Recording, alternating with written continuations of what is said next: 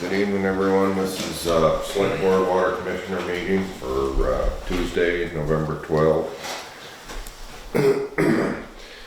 Under old business, we've got public safety, policing to talk about, personnel policy update, fire department and Gristmill Park paving, Agency of Agricultural pesticide fine, and assurance of discontinuance. Under new business, we're going to go into executive session for personnel, Matthew McCray 90-day employment review.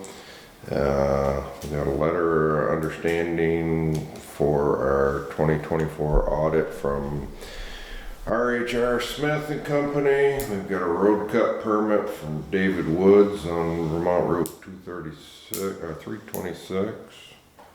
It should be 236. Yeah, that's what I was thinking. Anyway, okay. Payroll warrants, accounts payable warrants, minutes from the October 28th meeting, and a town administrator's report. Is there anything else we need to add tonight? Agenda? No, don't believe so. I mean, Hunter's here to just go, but that'll be under the executive session. Okay. Yeah. Alright. Well, we might as well take a motion to... I'll move it. Okay. And a second on that? Okay, we have a motion and a second to go into executive session to discuss personnel, and then we'll get back to our regular meeting. Yeah. You're on the line. I'll make a motion. Okay, executive session and re-enter our meeting. Okay. Second that, all in favor? Aye. Alright, we are back at our meeting here. So, what do we got? What's, we got the bill for the fire department and court on the Gristmill Park. Yes. There's some discussion on that, you said? Just gonna put us.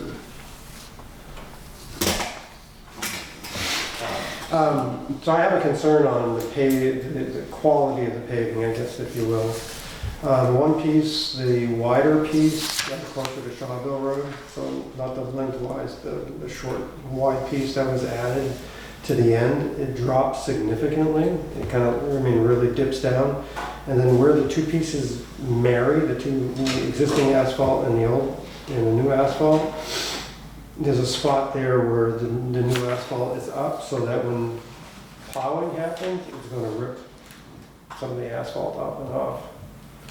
Plus, to add to that, the reason I asked about a tamper, they didn't have a tamper to tamp down the stone around the edge that they placed after the asphalt. They cracked the asphalt because they were driving over it with tandem wheels to pack it down, the stone down. So driving on the edge of the asphalt and broke off some of it.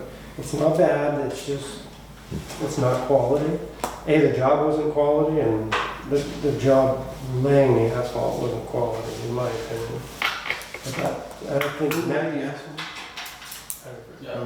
How many ton, but did they, so they put the asphalt down and did they use how many tons lower did they use? I don't know. I do know that they came to level it and put some more stone down before they laid the asphalt, which is bizarre to me because evidently it wasn't packed to begin with or something. It's a huge dip when you look at it. How long after okay, so they did the asphalt and then the town, Yeah, about a couple of days as far as I know, or no more than 2 days when they drove over it. Yeah. On the side, on the edge. Yeah. well, they maybe should have not gone on it as soon as they did. Well, yeah, I know. I think a tamper would have been a better choice than just driving on the edge of the asphalt. trying to- Right, but if you put a new driveway in your yard, you're not gonna drive on it for 3-4 days, just because, depending on how many ton roller they put on it. Yeah. I mean, I think some of the issue, like I said, is with the laying of it, and I think he should Hungerford should come back and look at it, or whoever should come back and look at it and think about rectifying the situation to some degree, if the board agrees. I mean, I don't know. So I wrote them an email kind of after talking, well, the other issue is that the basketball court down here, after they paved it, it still has a big puddle in the south end of it, which was, there was, some of that going on before they paved it, so. But that's the reason we paved it. Right, that's the reason we asked them to Back repave up. it, was to level it. And I discussed that with them, that it should be shimmed to make it level. So I wrote them an email afterward and I said, we're not entirely satisfied with the results of the project. I sent them some pictures of what our concerns were, and I told them about the fire department having, a slope and the joint not being,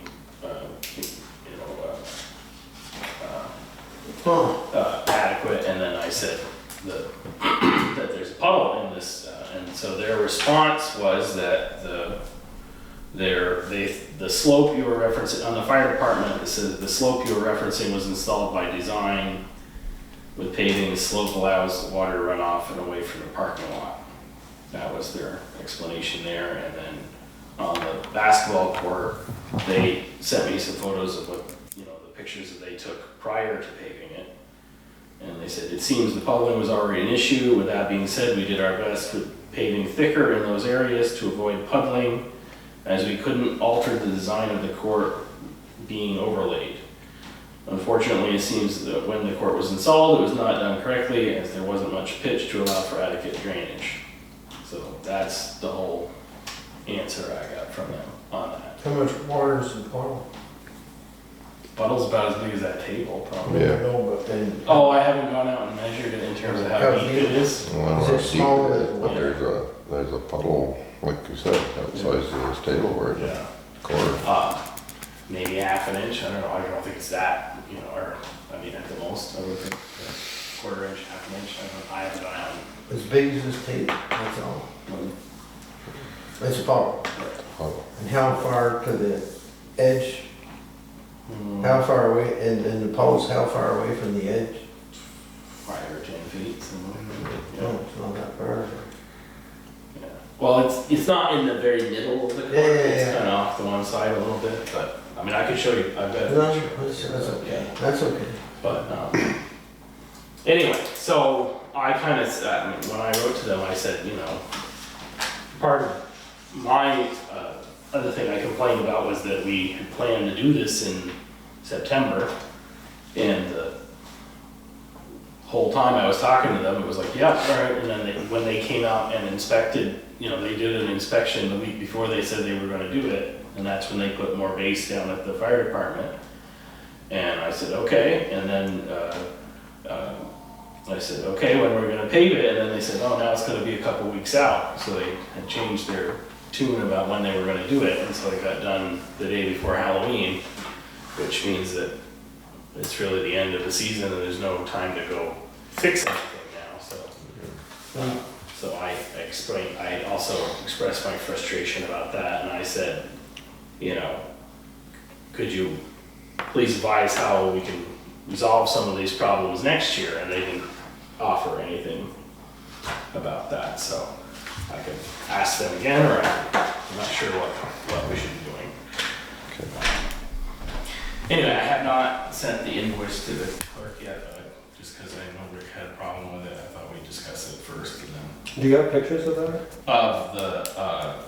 of the court and of the fire department. Yes, they're not great pictures, but I do have some. Yes.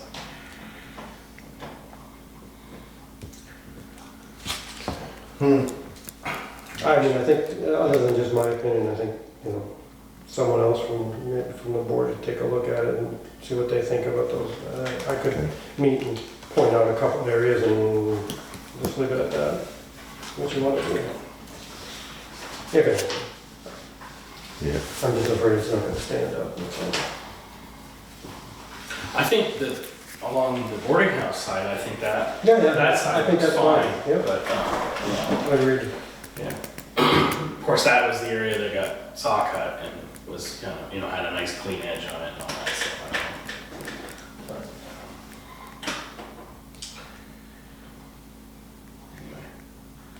anyway. Okay.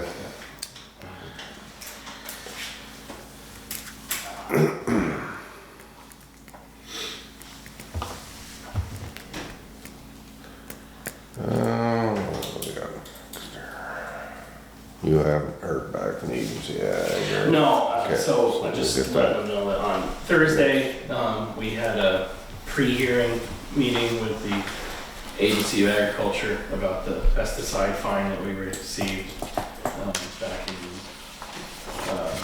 September, I think. So Steve came down and Seth and I had a Zoom meeting with them here, and they basically, we went through the fines, what was alleged, and what the violations were, and we discussed with them the town's plan to ensure that those violations don't happen again in the future. So we basically made a commitment that we're going to get our, at least our foreman and one other member of the highway crew certified, licensed for applying pesticides, and we were going to Herbicides. herbicide, yes. Well, they refer to them as pesticides, but yeah, that's what they think of herbicides as pesticides. I did the same thing. I said the same thing. And anyway, so we're going to get licensed. We're going to have Spraying flies beside the road. we have a plan to have 2 of our highway crew certified, licensed for that, and then the town will apply for a permit next year when we do spraying as we're required to. And in exchange for, and so we have, there's going to be basically a document showing that agreement between us and that we are committing to do that, and in exchange for that, there will be a reduction in the fine of about 20% from what it was. So the fine will go from being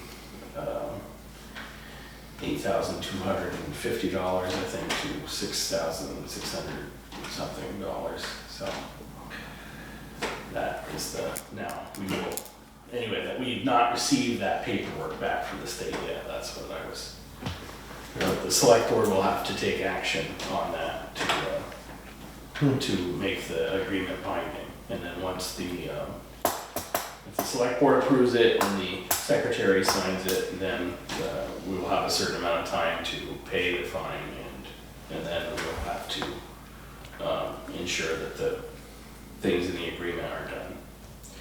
And I think the idea would be to have the highway guys trained by the middle of January, and then the permit for next spring, permits to put on, to use the herbicides, pesticides have to be put in by March 1st of the year. So anyway, that's the fallout of that, but waiting to get that document. So we can table that for Okay. now. Alright, we might as well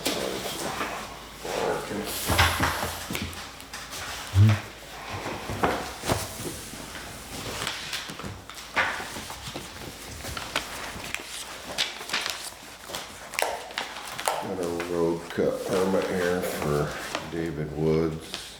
It's on the Gilman Road, not 236. Yeah, I think he might have just put 236, I wonder if that's his home address. That's his address, So it's just for his sugar house, I think. yeah. Stop to middle of.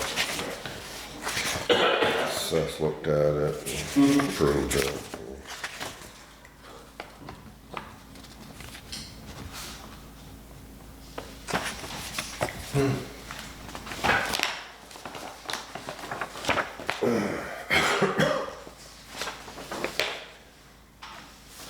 I'll read the minutes from the previous meeting here.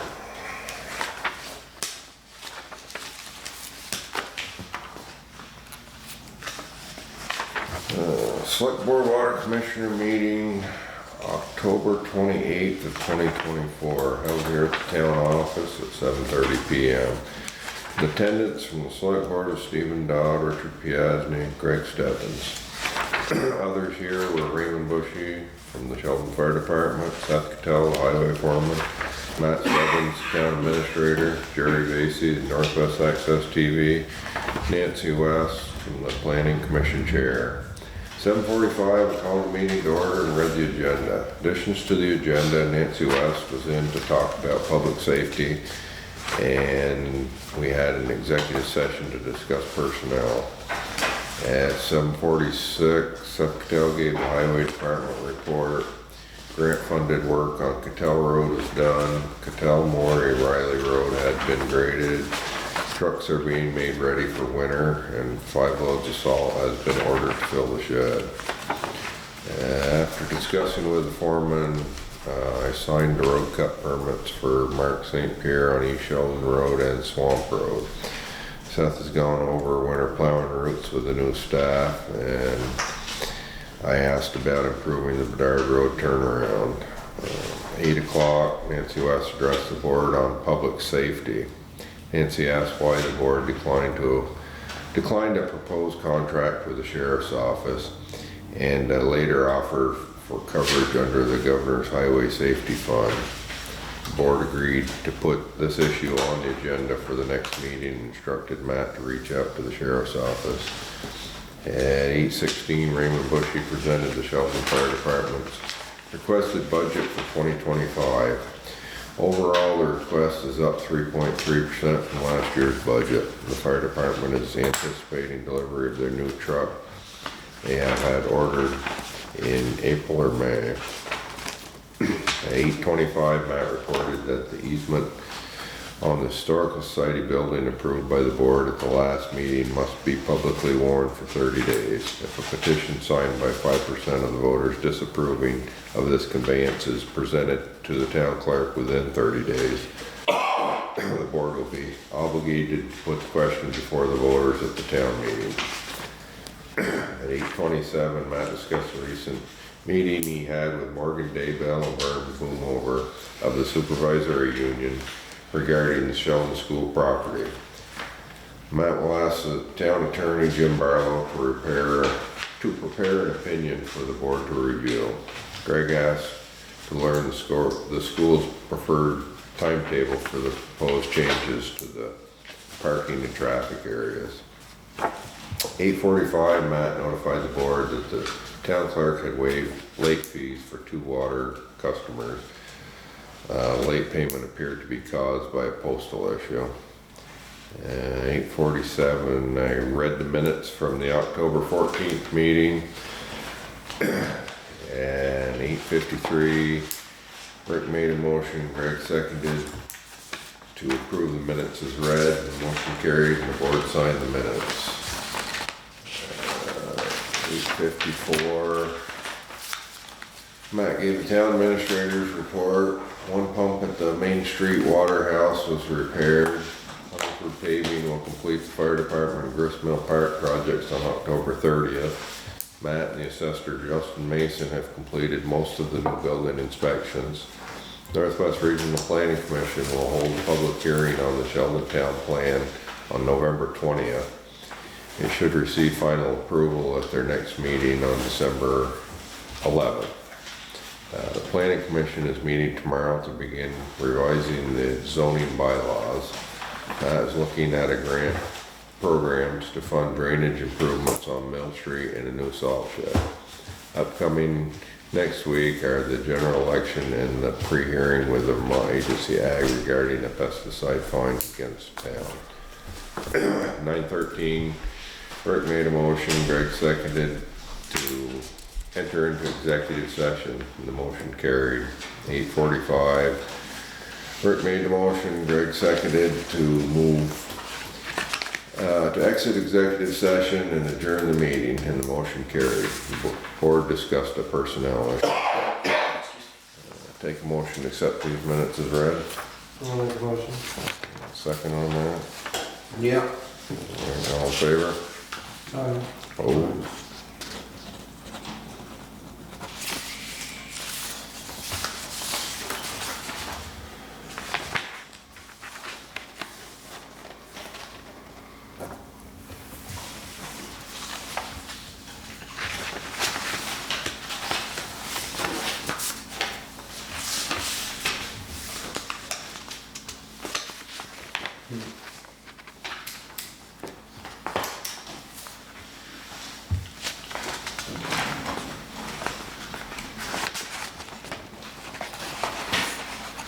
Do we have to take any action on this?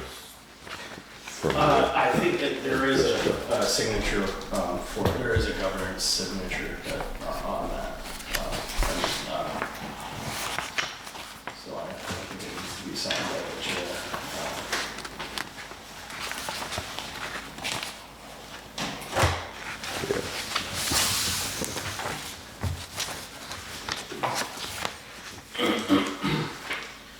I'm not sure if you need a motion to do that or not. Basically continuing the same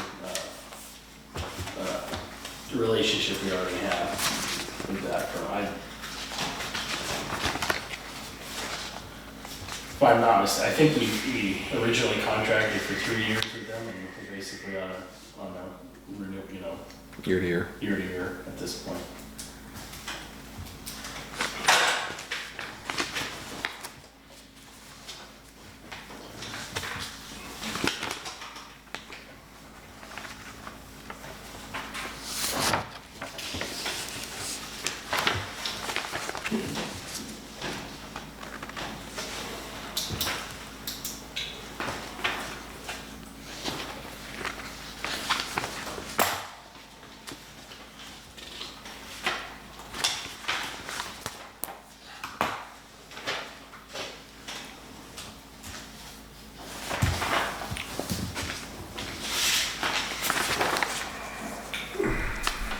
What was it? You were here.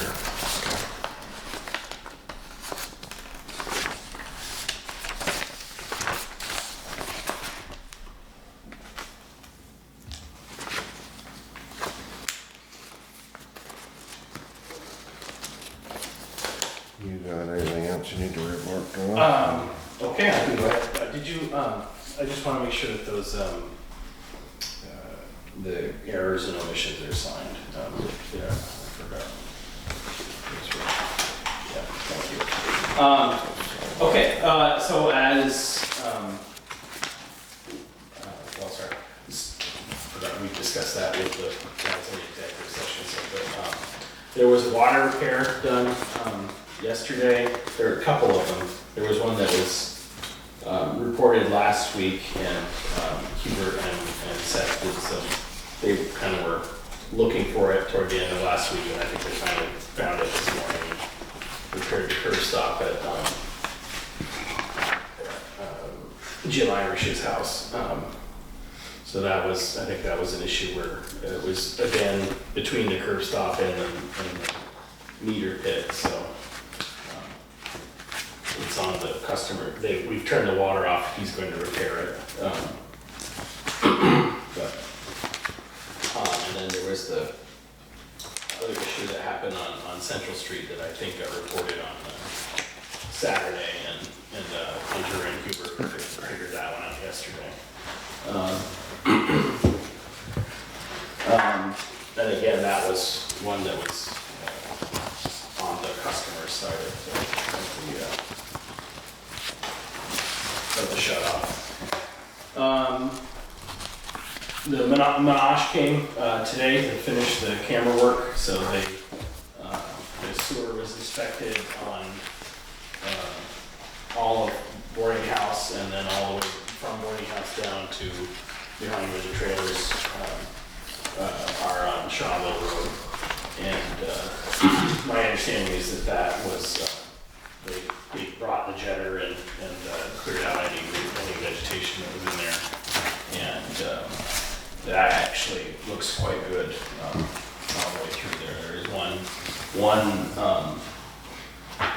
one of the service lines that comes in from a house that probably should get looked at, but that's not the town's responsibility. So I guess we'll be letting that customer know that he probably should. I think we cleaned out the junction where the two come together, but then the camera looked up that service line.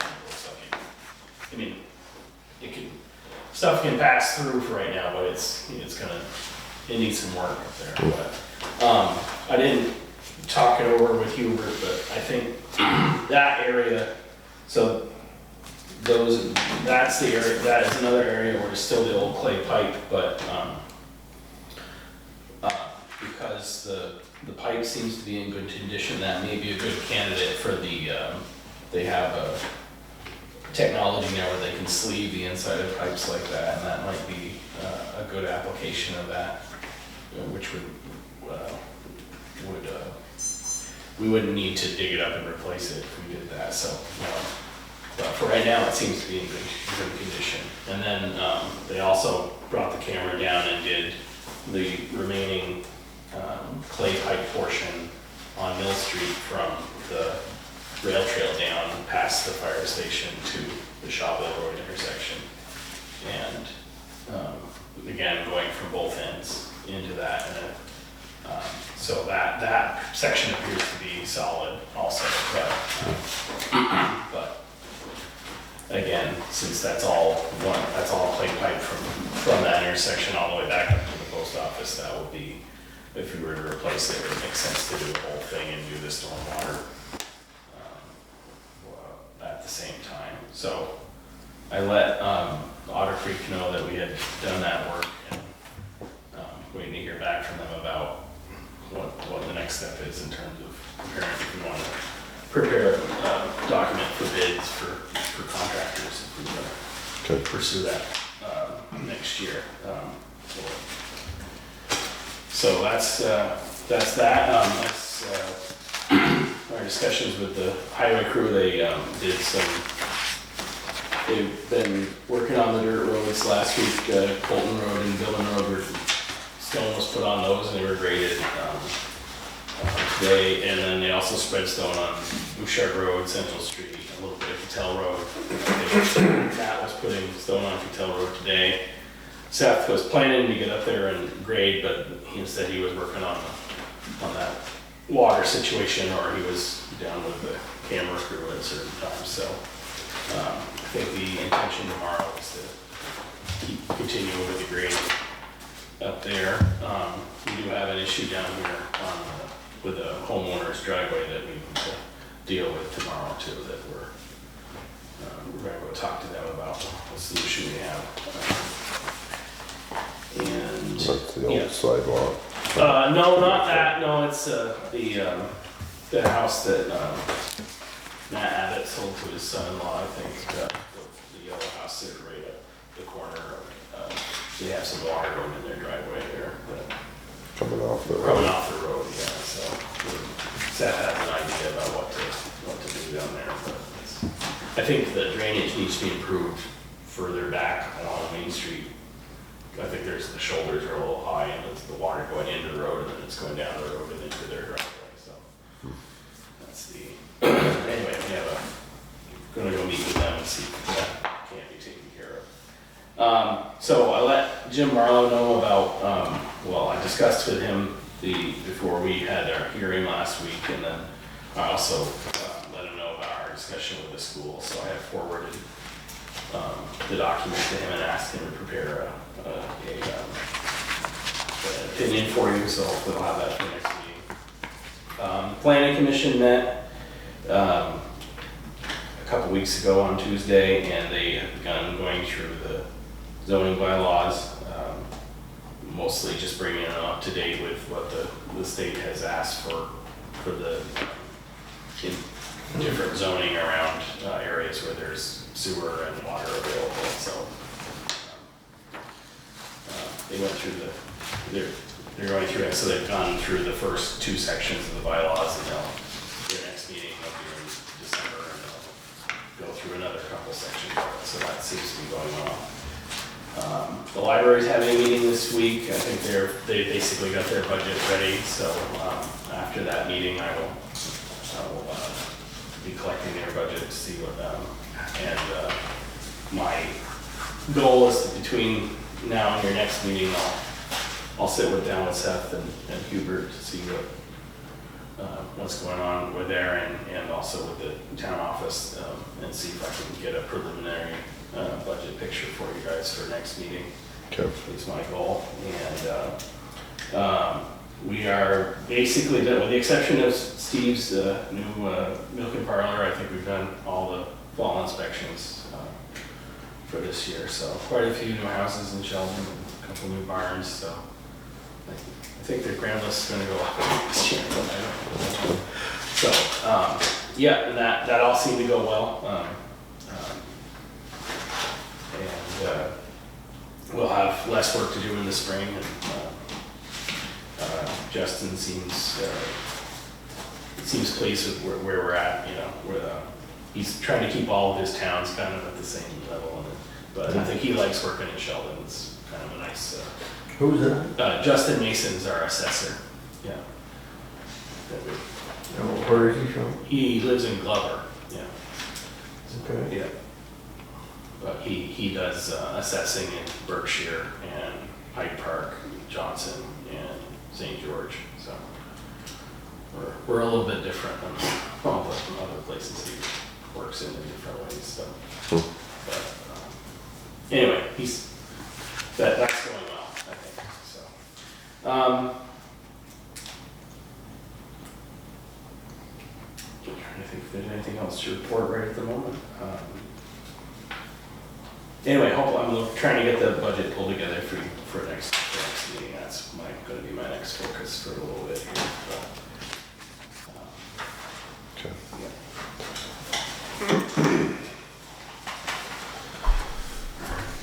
All right, well, this personnel policy, oh yes, so. how does that come out?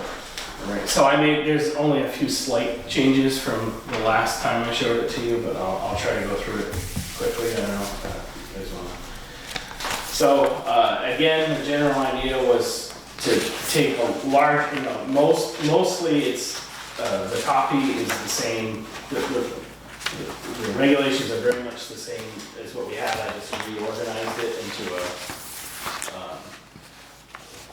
has fewer sections and more subsections, obviously, but and the couple of important things I put into it were to differentiate the employees that the select board has full jurisdiction over from other employees that, so for example, the library employees are hired really by the library trustees. Yep. And the library trustees have the ability to adopt their own policies on things, but the big ticket items that most employers need to have, so equal opportunity employment, non-discrimination, workplace harassment, alcohol, drug house use, tobacco use of town equipment, use of town computers, personnel records, those all apply to everybody. And then the specific procedures for complaints, grievances, employee discipline, I made it so that the select board can apply those to the employees that select board has oversight over. But for other employees of the library, the town clerk's assistants, those processes don't apply. They can adopt their own processes for how they want to deal with discipline and suspension and termination if they want. A few things I added that were not in there, just on the compensation. Mostly I just quoted directly from the law, what the way things are. So in section 3.2, I just said that compensation rates are can be set by the voters at the annual meeting according to law, and if they are not set by the voters, then the select board can determine the compensation. The annual review of compensation was already in there. I only slightly changed the wording there so that the annual review happens in the first full month after the budget is approved. So if for some reason we didn't have a municipal budget approved at the March meeting, it would, if for some reason the voters rejected the budget and we had to have a meeting in April, well then we wouldn't be setting the compensation rates until the month after that meeting. So it's just a slight change. Over time, I changed the wording to clarify how exactly, trying to define how our compensatory time policy and what compensatory time is. So, in the overtime compensation, so this would be section 3.04 on page 10. It's just saying that, you know, overtime you'd be compensated at the rate of 1.5 times your regular pay for all work over 40 hours. But the employee has the option to defer that overtime in exchange for compensatory time. The compensatory time being 1.5 hours of time for every hour of overtime work. The on-call minimum is the same, and then compensatory time is specifically defined in section 3.06, so it's paid time off in lieu of overtime pay, and then all of the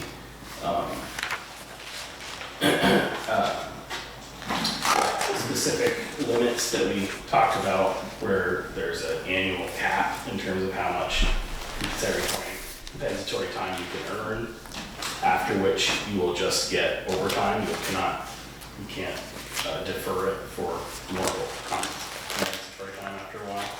And then also having a carryover so that as of Columbus Day, if you have more than 40 hours, you'll just be paid out. And then you can carry over that 40 hours to the next year. I put all the benefits together in one section. Did not change anything about that eligibility or again, just reorganize the terms that were already there. For leave, the one slight change I made is that we used to include a personal day in the town holidays, and I just separated those out so that there are town holidays, and then you also, if you're a full-time employee, you get 1 day of personal leave. So I just separated those out.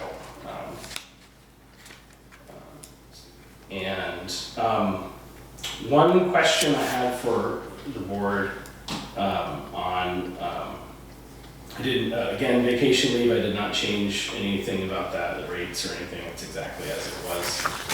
On sick leave, the way that our policy was written before was that it read as if full-time employees would just be given 40 hours at the beginning of the year, as opposed to accruing it on an hourly basis. And I didn't know if I changed that so that it was accrued, but we could go back to having it. I don't have the draft here to show you what the language was before, but it basically read as full-time employees have 40 hours of sick time, period. But it didn't say anything about rate of accrual or anything like that. So the part-time employees, it talked about accruing them at an hour for every 52 hours worked, and then capped by 24 hours of leave per year. And all I did was change it so that full-time employees, basically everyone will accrue leave at the same rate, but full-time employees may earn up to 40 hours as opposed to 24 hours for part-time employees. And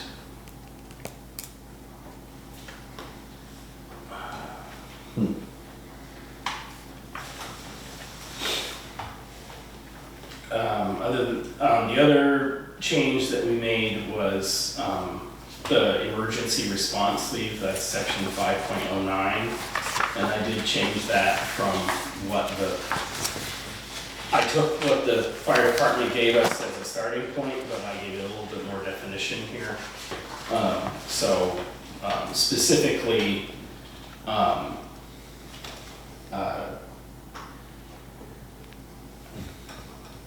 so it talks about section 8, talking about how it's important to have fire and rescue personnel available. So if you work for the fire department, you'll be permitted to leave work to respond to fires and emergencies without loss of pay, vacation time, or sick leave, subject to the following conditions. First condition is that you shall not be paid overtime or compensatory time off. So, and then I defined that an employee who's actively engaged in critical infrastructure maintenance activities, including but not limited to snow plowing, emergency road maintenance, water sewer system repair, or who can be expected to engage in such activities within 2 hours, shall not leave work to respond to an emergency unless approved by their immediate supervisor. So,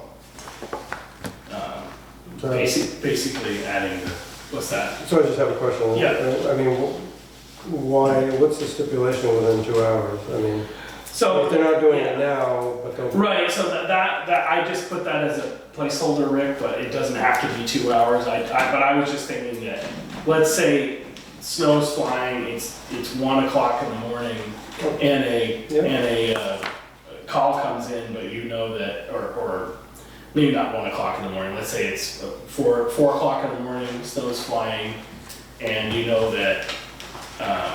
At 6 o'clock when you clock in, you're supposed to be plowing snow. I just don't, I was thinking, I'm imagining a situation where a fire responder might get caught between there, where like, oh, if I go respond to the fire or whatever emergency, like I'm not due at work right now, but if I get really involved in this fire rescue, is there gonna be enough time for me to get to work to do that? Now, it doesn't have to be a 2-hour window, I just kind of picked that as a fail-safe. Maybe it could be 1 hour or something like that, but that was my, so that was the situation I was contemplating, was that there's a situation where I can expect that when work starts, I'm supposed to be plowing snow immediately.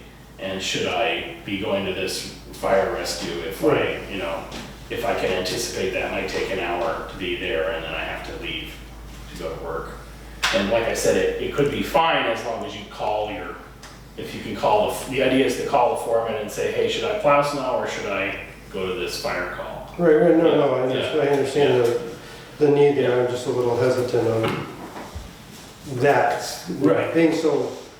Yeah, it's a bit wide window, yeah, Right. yeah. So I would be fine with that was my starting point. I figured I'd start bigger than smaller, but. And then, again, if, I think this third provision comes right out of what the fire department proposal was that if you are engaged in a fire emergency within 2 hours before your work period, you're supposed to notify your supervisor that you are already that you are at a fire emergency.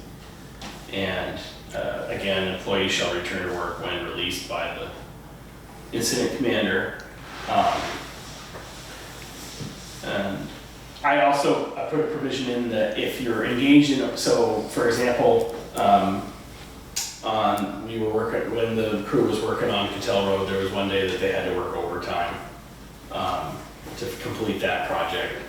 And so if a fire call had come in on that day, if you're working on a project that we're doing overtime on it just to get it done, I figured that would be a situation where, again, you'd have to have the permission of the fire, of the foreman to leave. And then the provision B was from the fire department's proposal. Again, and I just put it the only thing I included there was at the discretion of their supervisor. So again, that is for you guys to consider whether you want to have that provision approved or not. That was my addition of that. Excuse me. No major changes to the definition of conduct or anything like that. Again, that was pretty much straight from what it was. In the processes section, that's section 7. Again, the probationary periods, I just added that the select board can institute a probationary period at their discretion.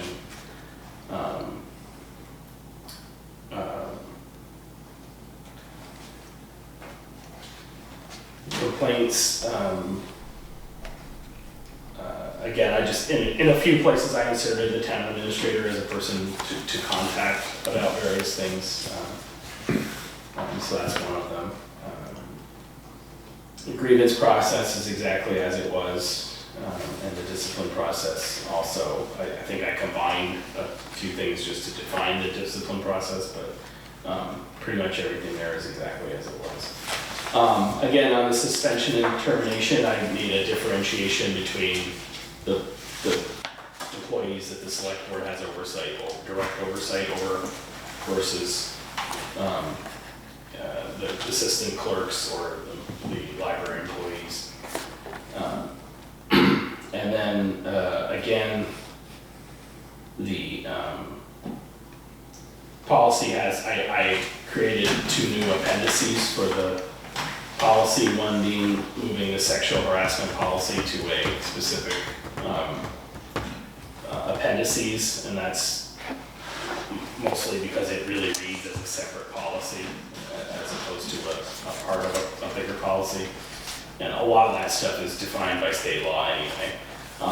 And then, but state law requires that the town have a sexual harassment policy, a specific sexual harassment policy. So, and then the conflict of interest policy, which, as we've discussed before, you may or may not have the ability to create, but or you've already adopted this, and I am unsure as to whether the select board has the power to rescind it now, given the changes in state law. So for the convenience of severability, I've put it as a section. I've just moved it out of a section into an appendix so that if it becomes moot and the state rules of ethics take over, then it's conveniently in an appendix that can be separated from the rest of the policy. Okay. So those are the major changes that I can point out. As I said, I mean, it got rather drastically reorganized, so if I track changes on this, it'd be a lot of red ink everywhere just because everything's in a different section, but most of the wording really is the same as it was before. Again, I was just trying to make it clear the employees that the select board has full oversight over, and then employees that the select board doesn't have oversight over, but all these employment rules really need to apply to them somehow. So, because they're required by state law for all employers. So, anyway. So I'm sure there's some minor things to change, or like I said, the fire department policy would be one that, I welcome any additions you want to make to that. On 2.08 personnel records, do you maintain those personnel records? I take that as part of my job, yes. So I can't say I have a personnel file on everybody. I have a personnel file on the people that we have hired this year. Okay. I mean, I recognize that every function in here doesn't need to be an assignment of who does what, Right. Say like the pay, it doesn't mean it's like who's doing this. Do you know if that was in the personnel records? Was my own question as far as it will be maintained by the administrator, or just the fact that you've identified that as part of your job, I think is enough. Right. Yeah, again, that most of everything in that section was already in the policy. Yep. Yeah.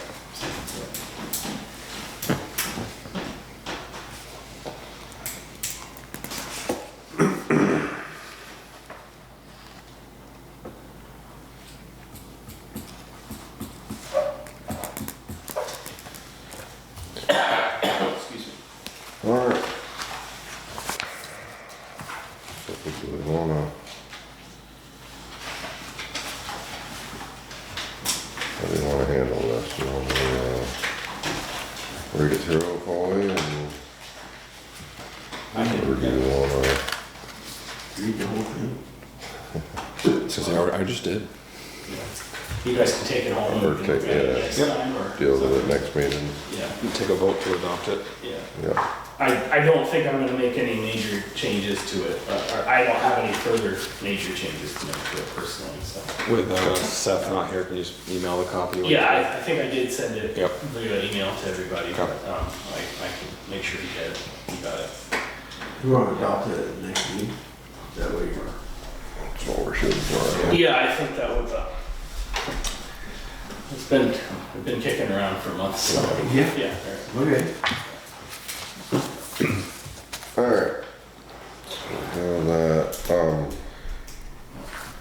I got this letter understanding from, the audit company here for their services for 2024. I looked it through, Kim's already signed it. Do I have a motion to, sign this letter to have them do services again for this year? What's the cost? Cost. Is it the same rate or? Where did I see that? They have that in here? it should be, I think, yeah. Here,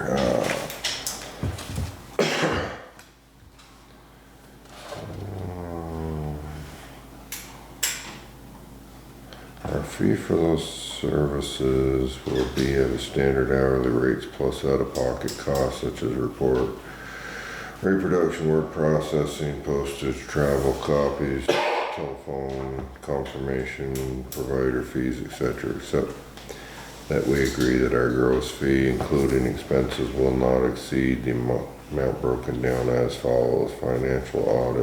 Financial statement audit for December 31st, 2024, $17,400.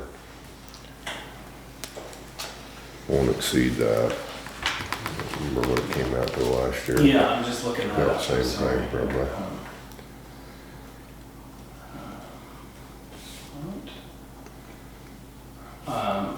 Our total auditing expenses last year were $15,621. That included printing the town report, and so this year we budgeted $16,625. Of which 15,000 was for the external audit expense.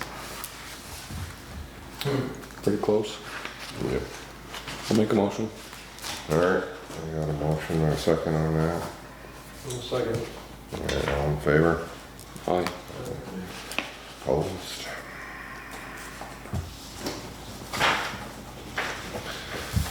Sign these errors and omissions, we've already approved them, right?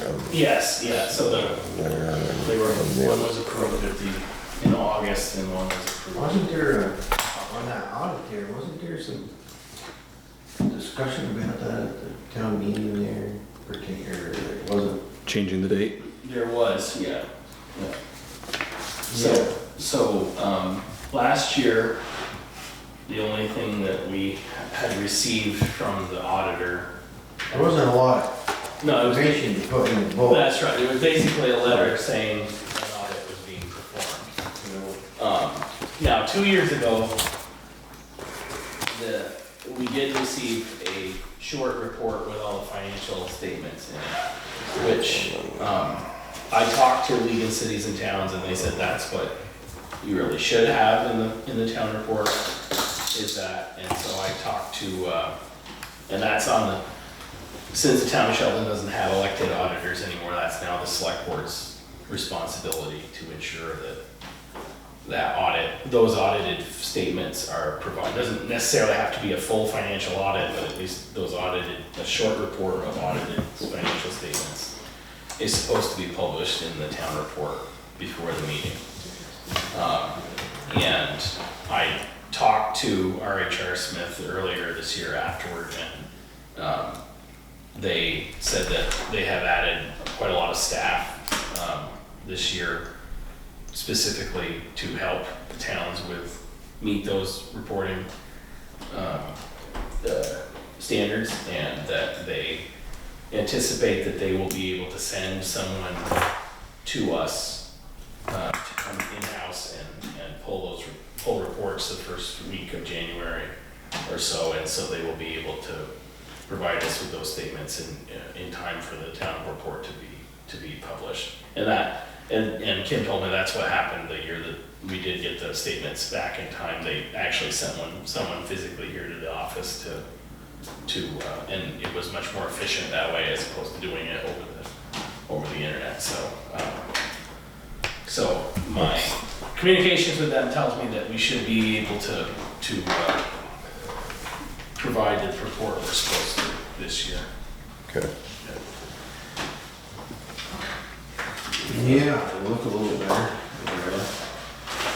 So on this public safety policing, did you have any communication? Yes, I did, yeah, so sorry, I did that. So that here's an email from that I emailed the sheriff and asked him, I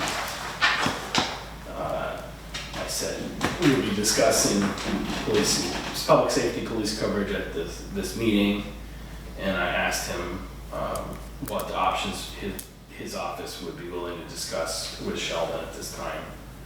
And I mentioned the highway safety program.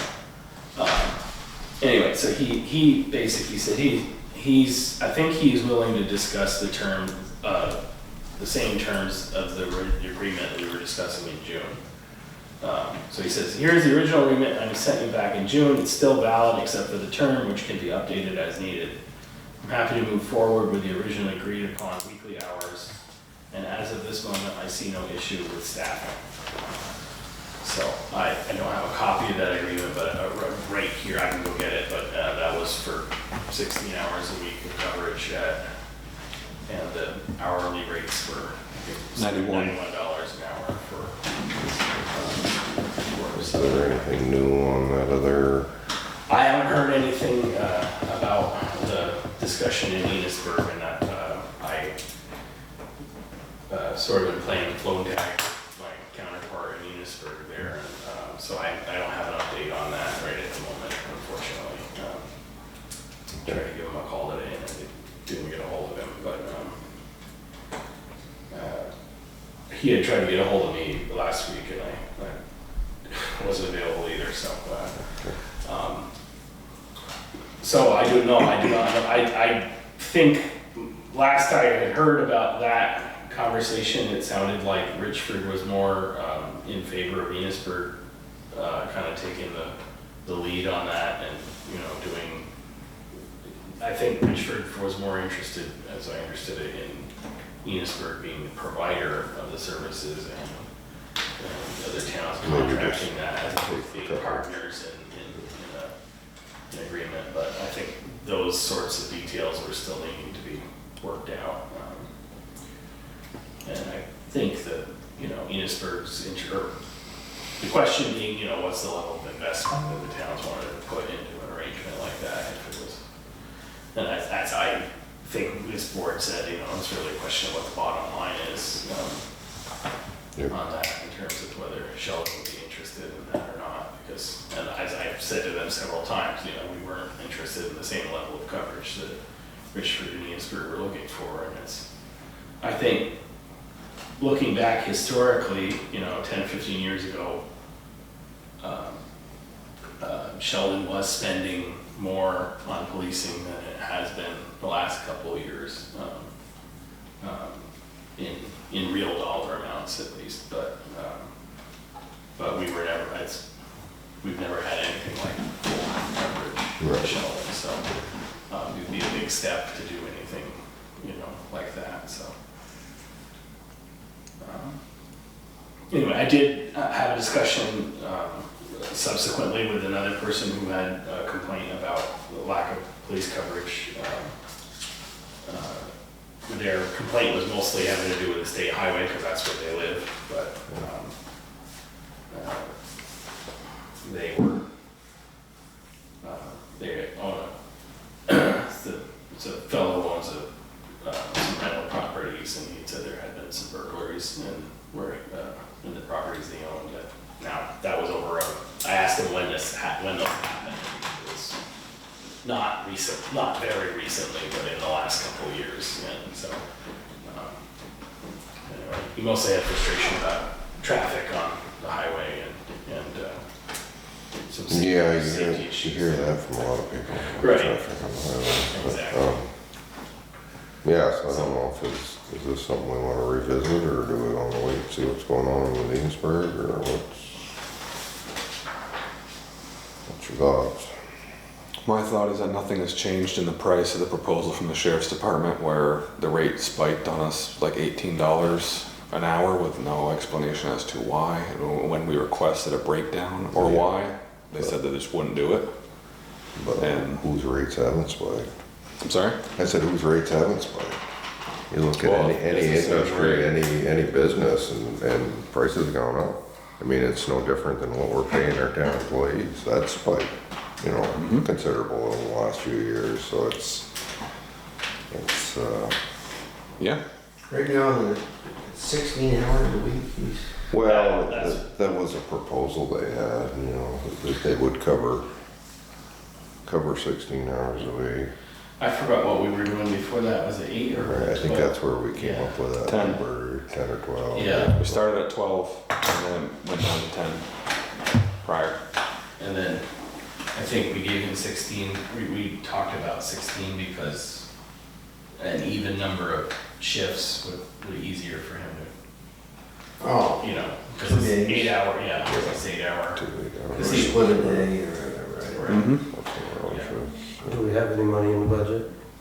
We've never spent the Yeah, we money haven't that we spent had any. budgeted, so we had budgeted $60,000 for Right. this year, and, I mean, we spent some of that, I have to look at the budget report, in terms of how much we spent in the first half of the year, but it wasn't.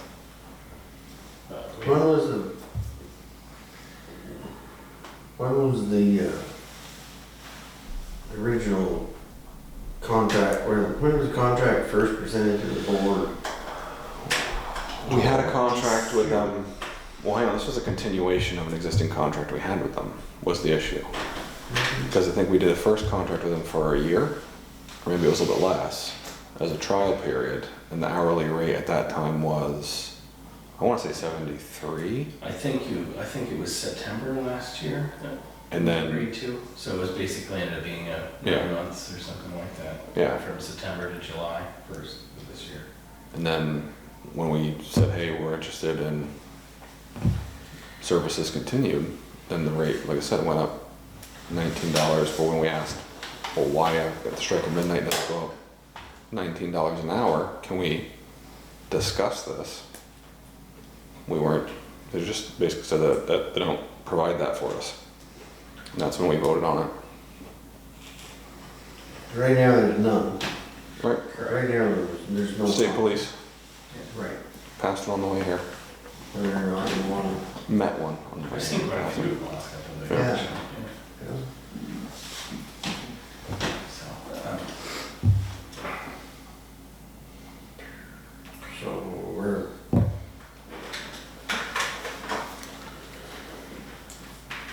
I don't know. 16 hours a week at that rate will get us how far? That we have enough in our budget. I'm sorry, Rick. Or roughly. I can, Well, we should have plenty of money to get through the whole, yeah, at the end of the year. You wanna.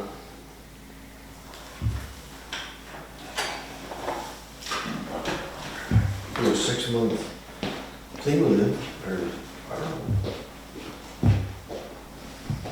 Trade, I don't know.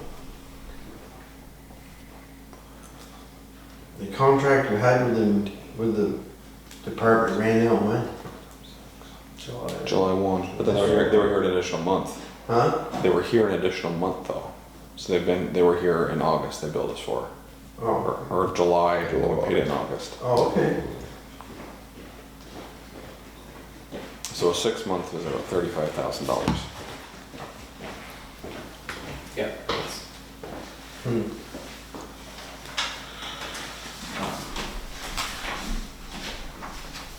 So, this is my budget report's not totally up to date, but we haven't spent any money in a while, so. Our actual usage so far this year is $23,202.98 on the police contract, so there's roughly $37,000 $1,000 left in the budget. So, yeah. Because we had budgeted 60,000.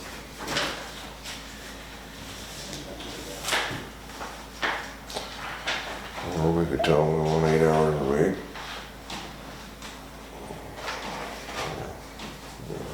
That We would have be a that. concern brought forward by a resident regarding, Couple, I've had people ask me why there's no coverage in town, but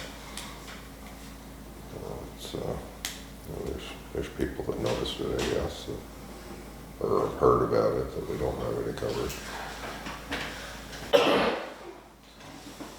We have the money in the budget.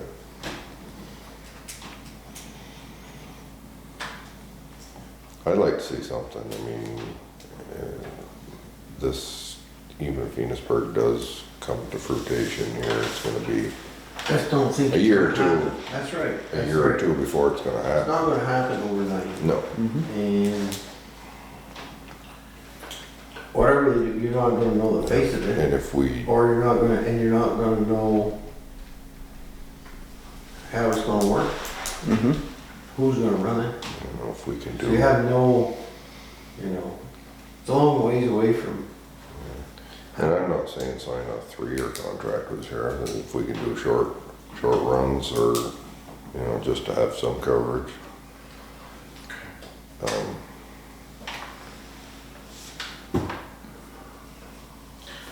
think would be,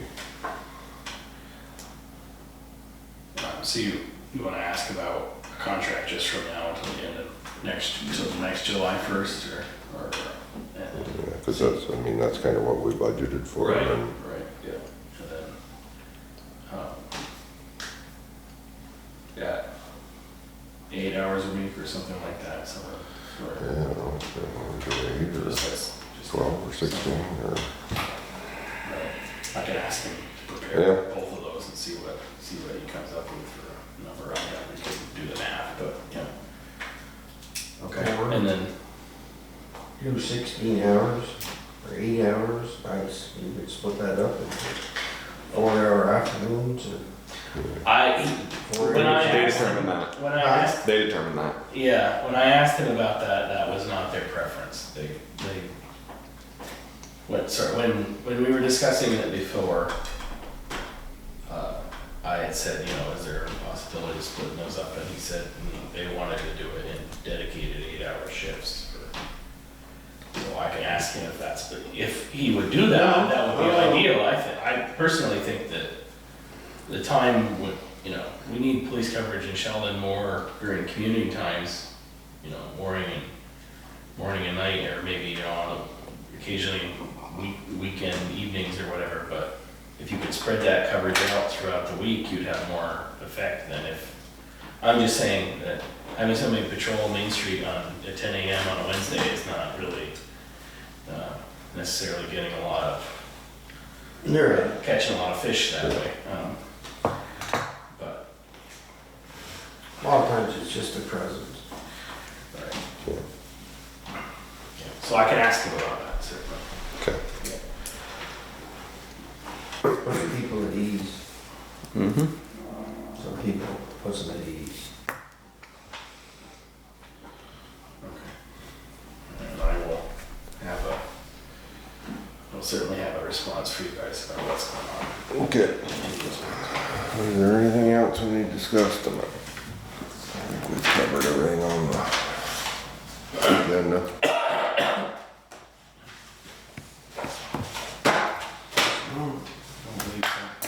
I haven't, forget about it. I'll take a motion to adjourn for the evening then. Okay, I'll make a motion. Second on that. I'll second. All right, all in favor? All right. All right. All right, we're adjourned for the evening.